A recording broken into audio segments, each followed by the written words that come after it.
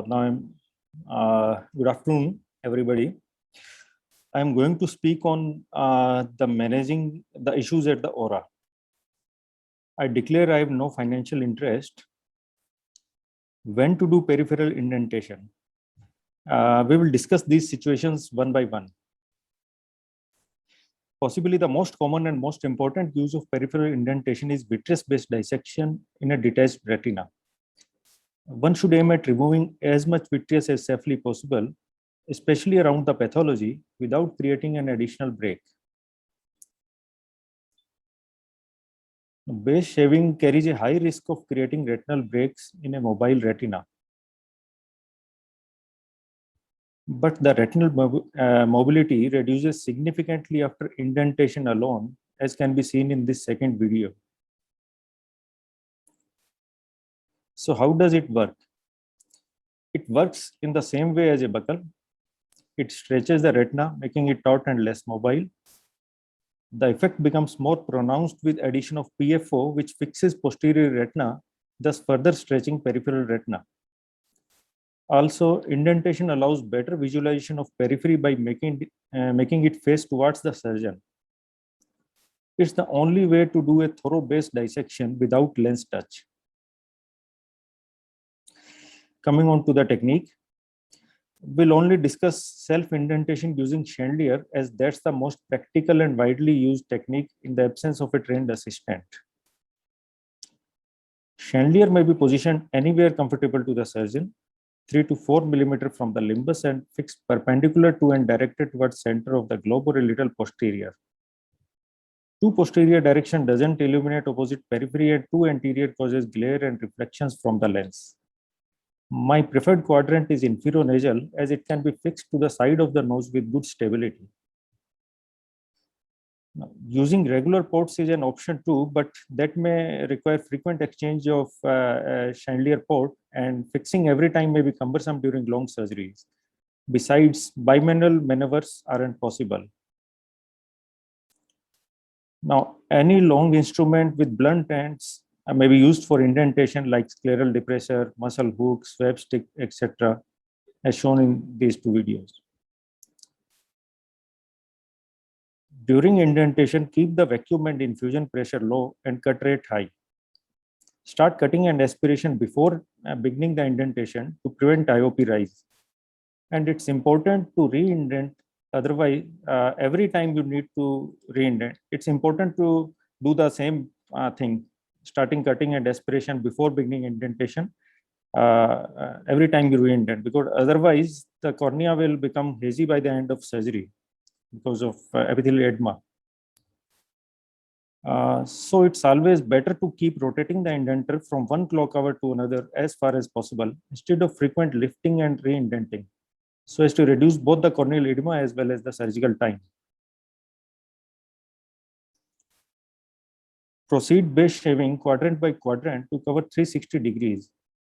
Keep the cutter port towards side of retina or even opposite, but avoid facing a mobile retina, otherwise iatrogenic breaks may form. Avoid shaving too much anterior to aura unless the eye is aphakic or has anterior PVR, as it may injure the zonules. It's important to remove the vitreous from the anterior flap of the tear and the surrounding vitreous base. Trim the flap if unable to shave well. For a close shaving, one may shift to plano-concave lens, as although the field is reduced, but the depth perception is excellent. Now, we will skip this video as it has already been discussed very well by Dr. Reddy. Now, coming to other uses of indentation. Indentation along with wide-angle viewing systems allow management of peripheral pathology in smallest of pupils, as can be seen here. It also helps doing peripheral maneuvers in presence of poor peripheral media clarity owing to disorganized anterior segment, as in this case with PCR with irregular capsular opacification. The view under air has become quite restricted and poor, but despite this, we are able to do good peripheral laser with the help of indentation. Moreover, indentation also increases opposition of retina to RP, allowing a better laser reaction, which can sometimes be possible even under fluid, as can be seen in this video, where instead of marking with diathermy, I have directly lasered the breaks during base dissection stage only. The advantage is I won't miss them later if the media becomes hazy, which is a quite common possibility under air. Another use of indentation is that it may help find peripheral breaks in detachments where they are not seen preoperatively.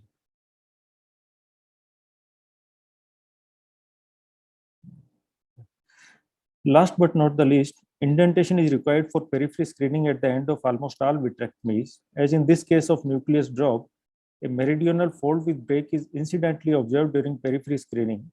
Such small lesions can be easily lasered directly under microscope illumination without need of a chandelier, as we can see here.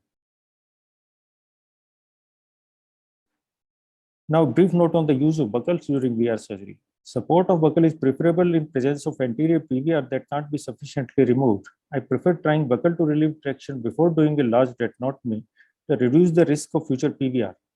An added advantage of buckle is that the peritomy done allows a very good indentation that can be really helpful during anterior dissections. Also, in presence of large inferior breaks, a buckle is safer as compliance with post-op positioning may be poor. We can see here how well how a good peripheral indentation is helping doing a nice bimanual dissection of the membranes, and also how well the break has settled over the buccal, thus avoiding a large retinotomy. In presence of poor visualization, the buccal helps by supporting any missed peripheral breaks. This eye with severe spheroidal degeneration has large breaks with PVR, but the view is poor under all visualization systems. A buccal always gives an added safety in such cases.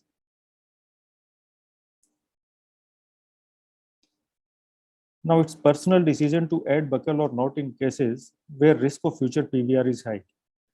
Like as although buccal definitely helps in relieving traction in presence of pre-existing PVR, but it can neither stop the occurrence nor the progression of PVR.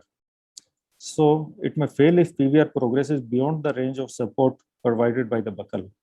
So it's like personal decision whether you want to use buccal in such cases or not, or you may use them later if PVR develops and retina redetaches. Thank you.